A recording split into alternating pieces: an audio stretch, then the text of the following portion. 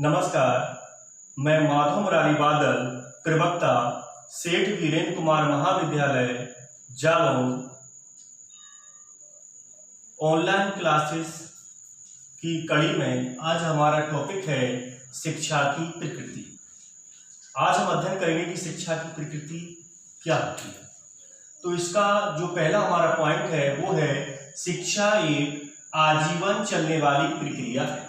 यानी कि जो हमारी शिक्षा है वो आजीवन चलती रहती है।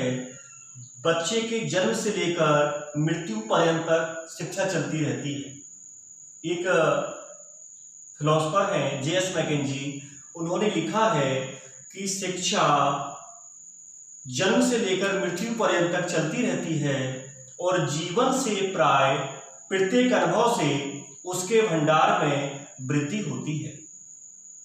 दूसरी हमारी प्रकृति है शिक्षा एक द्विध्रुवी प्रक्रिया है। मनोवैज्ञानिक हुए हैं जॉन एडम्स, उन्होंने बताया कि जो शिक्षा की प्रक्रिया है वो द्विध्रुवी है। द्विध्रुवी का मतलब उसके दो ध्रुव हैं। अब दो ध्रुव कौन कौन से हैं? तो पहला ध्रुव है शिक्षक और दूसरा ध्रुव है शिक्षार्थी। जॉन एडम्स ने इसमें बताया कि शिक्षण की प्रक्रिया में दो ध्रुव होते हैं, एक शिक्षक और दूसरा शिक्षार्थी। इसमें दोनों का सक्रिय रहना बहुत आवश्यक है। यदि इसमें एक ध्रुव निष्क्रिय रहेगा तो शिक्षा की प्रक्रिया पूरी नहीं हो सकती। जैसे हम बात करते हैं, क्योंकि शिक्षा सीखने और सिखाने की प्रक्रिया है, सिखाता शिक्षक और सीखता विद्यार्थी है। यदि शिक्षक निष्क्रिय रहेगा पढ़ाने के लिए तो शिक्षा की प्रक्रिया पूरी नहीं हो सकती, और यदि शिक्षार्थी निष्क्रिय रहेगा पढ़ने के लिए तो शिक्षा की प्रक्रिया पूरी नहीं हो सकती। इसी क्रम में जॉन डीवी ने भी शिक्षा को पहले द्विध्रुवी प्रक्रिया माना था।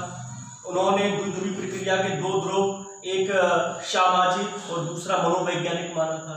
लेकिन फिर जब आगे विचार किया गया तो उन्होंने शिक्षा को त्रिध्रुवी प्रक्रिया माना है। अगली हमारा जो पॉइंट है शिक्षा एक त्रिध्रुवी प्रक्रिया है, ये हमें जॉन डीवी ने बताया और इसका समर्थन किया है रायबर्ग महोदय ने।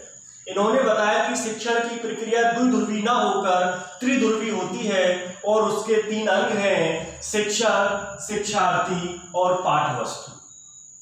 इन्होंने जॉन डीवी ने बताया कि शिक्षण प्रक्रिया के तीन ध्रुव हैं और तीनों ध्रुवों का सक्रिय होना बहुत आवश्यक है। यदि इन ध्रुवों में एक ध्रुव निष्क्रिय रहेगा तो शिक्षा की प्रक्रिया पूरी नहीं हो सकती।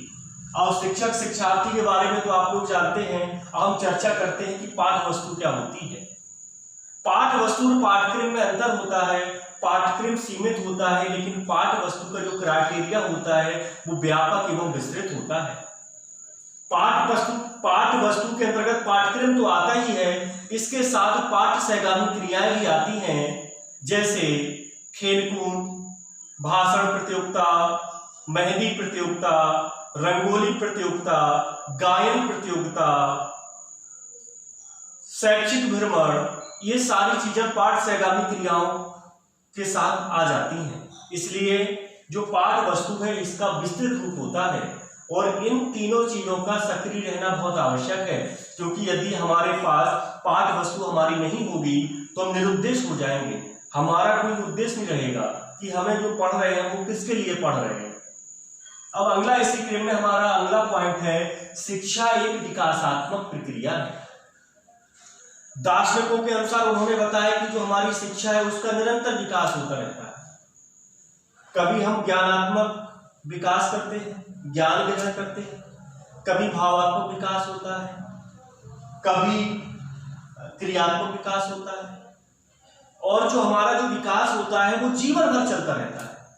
जब बच्चा जन्म लेता है, जन्म से 6 वर्ष तक उसकी अनौपचारिक शिक्षा चलती है। 6 वर्ष से लेकर फिर उसकी हमारी औपचारिक शिक्षा प्रारंभ हो जाती है। यानी कि शिक्षा का विकास होता रहता है, इसलिए शिक्षा एक विकासात्मक प्रक्रिया है। अब अगला पॉइंट है हमारा शिक्षा एक सामाजिक प्रक्रिया है।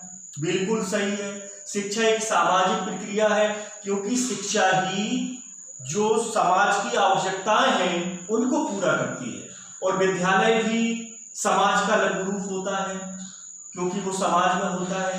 इसलिए जो हमारी शिक्षा है वो एक सामाजिक प्रक्रिया है, क्योंकि शिक्षा द्वारा सामाजिक आवश्यकताओं की पूर्ति की जाती है।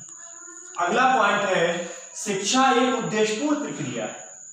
शिक्षा का उद्देश्य होता है, अगर उद्देश्य ना हो तो शिक्षा की प्रक्रिया कभी पूरी नहीं हो सकती। इसलिए शिक्षा एक उद्देश्यपूर्ण प्रक्रिया है। अगला पॉइंट है हमारा, शिक्षा एक गतिशील प्रक्रिया है। बिल्कुल सही, शिक्षा गतिशील प्रक्रिया है और ये निरंतर चलती रहती है। जो शिक्षा है वो कभी समाप्त नहीं होती, बल्कि ये निरंतर चलती रहती है, गतिशील प्रक्रिया है। हाँ, कभी ये धीमी हो जाती है, कभी तेज हो जाती है, लेकिन ये कभी रुकती नहीं है। अगला, शिक्षा एक मनोवैज्ञानिक प्रक्रिया है। बिल्कुल सही, आज हमारी जो शिक्षा है वो एक मनोवैज्ञानिक प्रक्रिया हो गई है, क्योंकि इसमें बच्चे को मुख्य स्थान दिया गया है। आज की शिक्षा में बच्चे को प्रमुख माना गया है। जो बच्चा चाहता है हमें वही शिक्षा बच्चे को देनी है। इसलिए शिक्षा एक मनोवैज्ञानिक प्रक्रिया है, क्योंकि इसमें बच्चे का स्थान प्रमुख माना गया है। अब हम बात करते हैं, शिक्षा एक कलात्मक एवं वैज्ञानिक प्रक्रिया। बिल्कुल सही, शिक्षा कला भी है और शिक्षा विज्ञान भी है। विज्ञान क्यों है? विज्ञान क्या होता है? क्रमबद्ध एवं सुव्यवस्थित ज्ञान को हम विज्ञान कहते हैं। शिक्षा भी हमारी उसी तरह सुव्यवस्थित होती है और क्रमबद्ध होती है। अब हम चर्चा करते हैं कि ये कलात्मक कैसे होती है। शिक्षा कलात्मक है क्योंकि एक व्यक्ति ज्यादा ज्ञान रखता है, जरूरी नहीं है कि वो बच्चे को पूरा ज्ञान अपना दे सके और बच्चा उसे समझ सके। क्योंकि ज्ञान देने का मतलब ये नहीं कि शिक्षक बोल रहा है हमने ग्रहण कर लिया। जब तक बच्चा ज्ञान को ग्रहण नहीं कर रहा है तब तक वो शिक्षा अच्छी नहीं मानी जाती है। इसलिए कम ज्ञान वाला भी हमें अच्छी तरह समझा दे तो शिक्षा एक कला है। एक चाय के प्याले की तरह नहीं होती है कि हर कोई पी ले। शिक्षा एक कला है। अब आगे हम बात करते हैं, शिक्षा की प्रकृति ज्ञानात्मक, भावात्मक एवं प्रक्रियात्मक है। जो हमारी शिक्षा की प्रकृति है वो ज्ञानात्मक भी है, क्योंकि इससे हम ज्ञान को ग्रहण करते हैं। शिक्षा की प्रकृति भावात्मक भी है, शिक्षा की प्रकृति क्रियात्मक भी है, जिससे हम सीखी हुई चीजों को क्रियात्मक रूप में ढालते हैं। आज हमने पढ़ा है शिक्षा की प्रकृति। अगले वीडियो में फिर मिलेंगे हम किसी नए टॉपिक के साथ। धन्यवाद।